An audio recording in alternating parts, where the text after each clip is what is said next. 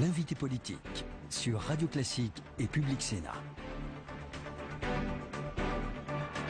François Baroin, bonjour. Vous publiez donc chez Jean-Claude Lattès un journal de crise, et ce qu'il y a de bien avec vous, c'est que tous les sujets de la matinée vous concernent. Vous avez été ministre, député depuis des années, ministre du budget, ministre de l'Intérieur, ministre de l'économie. Alors commençons par la dernière information de la matinée, qui est finalement la révélation par l'INSEE d'une croissance pas si mauvaise que ça, 0,2%.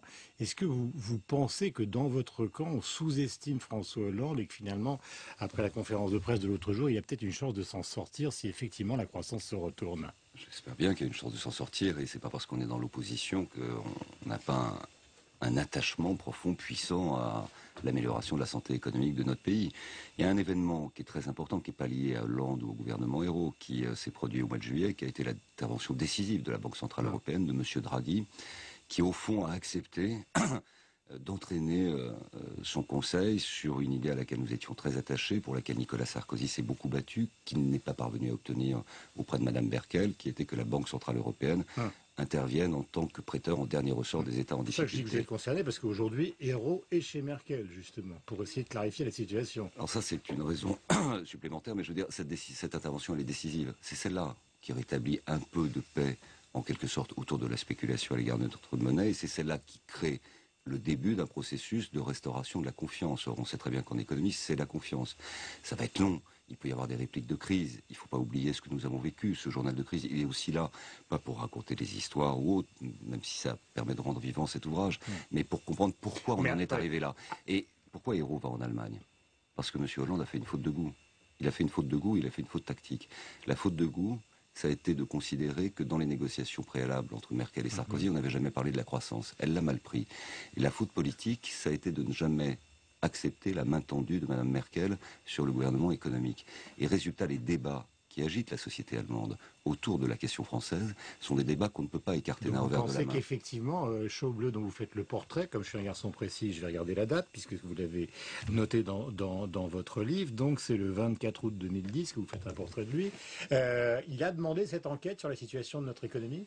À votre avis, vous le connaissez? Je le connais, j'ai une immense estime pour lui. C'est un très très grand... Il aurait pu être chancelier allemand à 2 reprises, et il a eu un rôle historique. Et nous avons, je crois, bien travaillé pour définir les contours du traité budgétaire qui a été finalement accepté par François Hollande.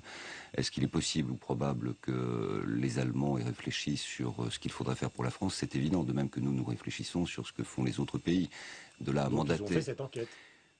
Ça a été démenti, mais ça me paraît tout à fait légitime qu'en Allemagne ou ailleurs, on regarde comment les pays s'appuient sur cette crise pour se réformer en profondeur. Or, la France, sous Hollande, n'avait pas interprété la nécessité d'une réforme de structure, baisse du coût du travail, Je vais laisser Mickaël s'occuper toute la partie Copé-Fillon, mais je voudrais terminer, Mickaël, sur l'histoire internationale avec la Grèce, puisque vous en parlez justement à partir du vendredi, enfin longuement, mais dans le livre du vendredi 1er juillet 2011. L'autre jour, on a reçu, avec Nicolas Piron, à la place de Mickaël, Patrick Artus, qui a dit tout ce que racontent les officiels est faux.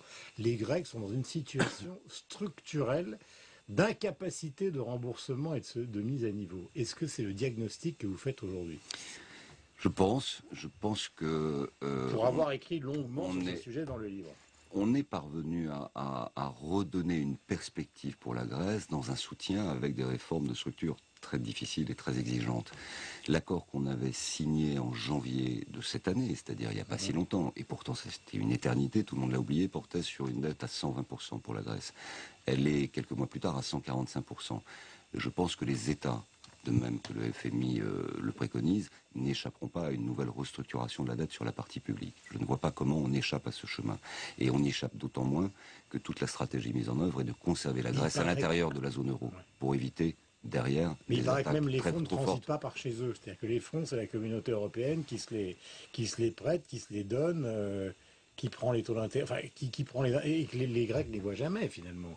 Le système qui a été mis en place a été un système de fonds de solidarité. On a créé un fonds monétaire européen de solidarité, de même qu'il existe un fonds monétaire international pour aider les pays en difficulté. C'est plus sûr, et c'est probablement la seule méthode. Mickaël, justement, parlons de ce face-à-face Fillon-Copé qui vous concerne évidemment au premier plan. Vous avez l'impression qu'il y a un inversement des rôles, François Baroin, depuis quelques jours. Il y en a un qui était un petit peu le rassembleur et puis l'autre le gladiateur, et on a l'impression que les rôles se sont inversés depuis C'est quelques jours. un peu caricatural. Je crois qu'il est temps que cette campagne se termine, c'est sûr. J'ai bien aimé l'intervention de Guillaume Tabar qui fait une analyse assez lucide.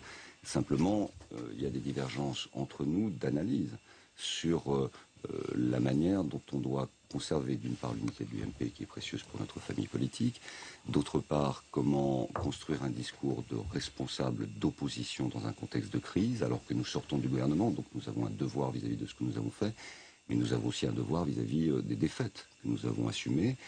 J'ai pour ma part des désaccords sur l'analyse qui consiste à dire c'est parce que Sarkozy est allé sur la droite à la fin de sa campagne qu'il est remonté. Je pense précisément le contraire. Je pense que c'est son énergie, je pense que c'est sa campagne, je pense que c'est sa dimension d'homme d'État, je pense que c'est la conviction qu'une partie des Français avait d'avoir une énergie intacte au service du pays pendant 5 ans.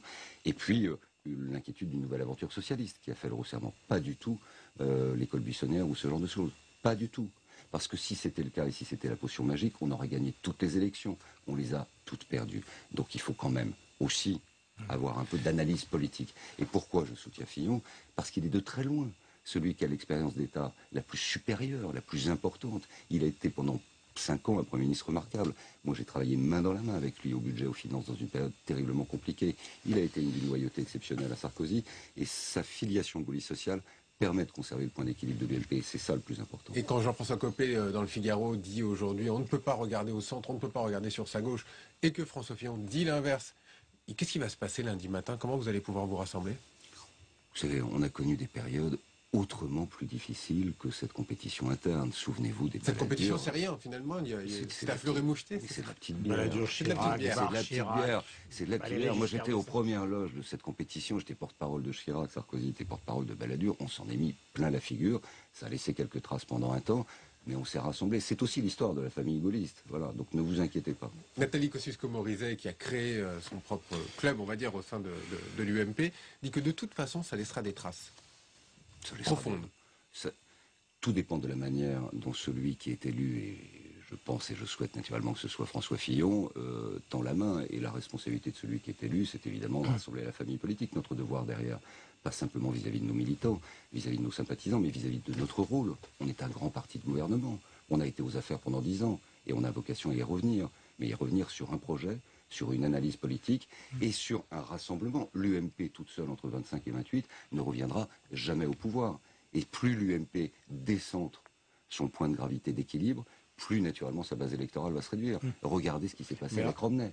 Regardez ce qui s'est passé avec Romney. Mais justement, je vous entends dire ça depuis que vous faites la promotion de ce livre. Pourquoi finalement, ce que vous dites ce matin, Fillon ne le dit pas aussi clairement à Jean-François Copé et aux électeurs de droite? À savoir, si vous continuez à flirter avec les thèses de Patrick Buisson, jamais vous ne reviendrez au pouvoir. Mais écoutez, Ça n'est pas. Non, mais vous le dites clairement, mais il ne le dit pas si clairement. non, mais moi je suis un homme libre, je ne suis candidat à rien. J'aurais pu être candidat à la présidence, je ne l'ai pas fait. J'aurais pu être candidat sur un ticket, je ne l'ai pas souhaité. Donc je suis beaucoup plus libre dans mon expression. Et puis chacun a son tempérament. Et c'est ce que j'apprécie chez François Fillon, c'est justement aussi cette modération d'un positionnement politique qui correspond à des convictions profondément ancrées, qui est une histoire de 30 ans, qui est sa vie politique, et qui fait qu'autour de lui, des personnalités comme Claude Guéant ou moi-même, nous pouvons nous retrouver ensemble autour de Fillon. Petite question facétieuse, c'est normal, c'est le jeu. Vous avez... Et puis c'est vous. Et puis c'est moi. Vous avez été ministre du Budget, je le disais, ministre des Finances et ministre de l'Intérieur. Il reste donc plus que 2 choses intéressantes pour quelqu'un qui a une grande carrière parlementaire, c'est Premier ministre et Président.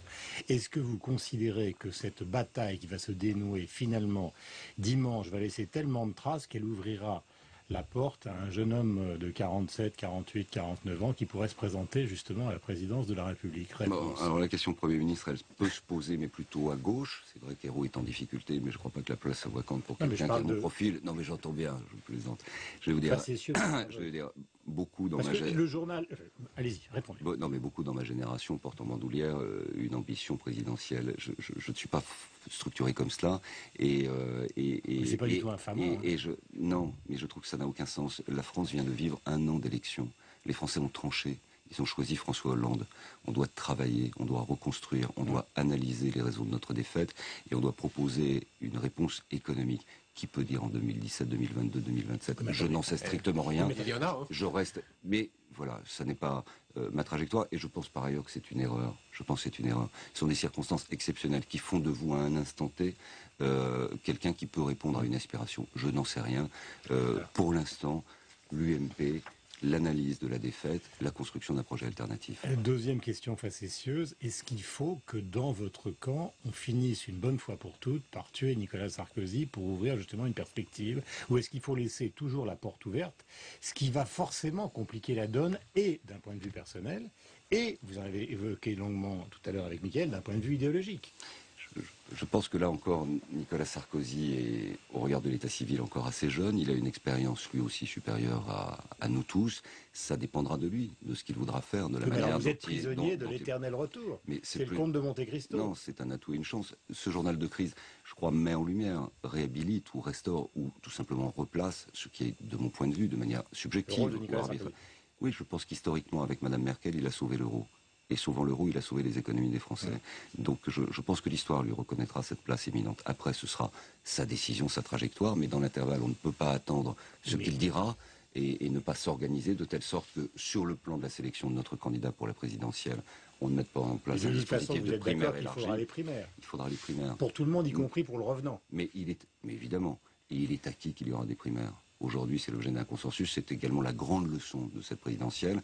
Nous avons trop critiqué les primaires socialistes pour ne pas en tirer des leçons positives, puisque François Hollande, issu de ces primaires, est devenu président de la République. Okay. François Baroin, question d'actualité à l'ancien ministre de l'Intérieur.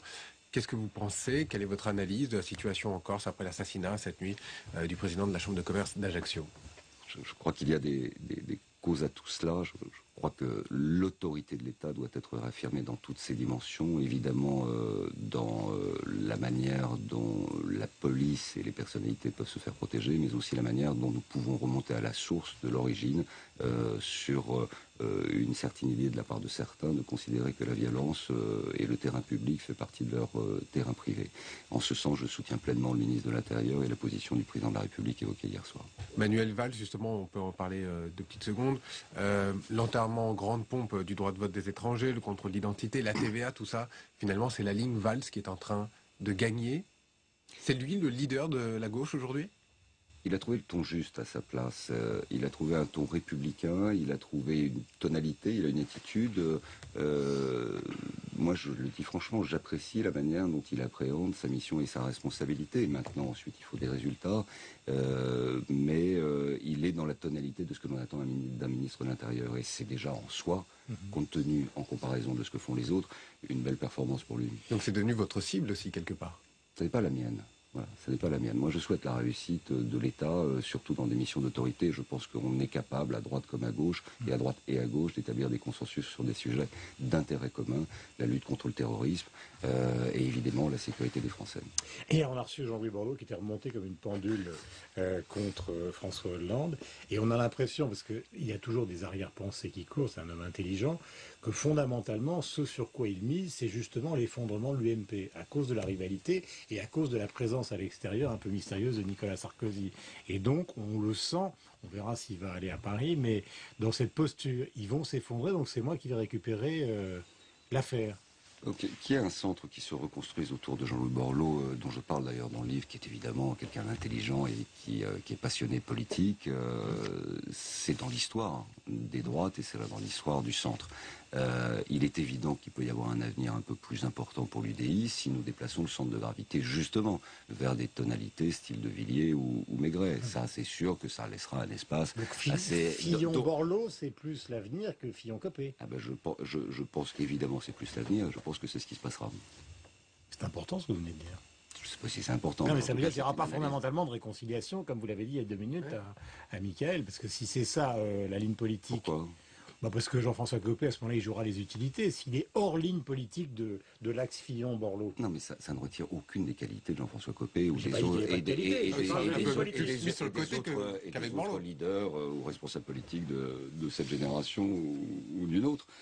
Ça veut tout simplement dire que pour conserver l'unité de l'UMP, il faut conserver son centre de gravité. C'est ça qui est essentiel. Il est incontestable que plus vous allez à droite, et c'est assez logique, à droite, en réalité, sur une tonalité qui a échoué. C'est De Villiers, c'est toutes ces sensibilités-là. C'est ça qu'on entend quand même. même, et qu'on a entendu dans cette campagne, c'est évident que les centristes historiques de la constitution de l'UMP, qui aux côtés de Jacques Chirac et d'Alain Juppé avaient souhaité apporter une réponse à la poussée de l'extrême droite, retourneront dans une filiation naturelle qui est aujourd'hui incarnée par Borloo.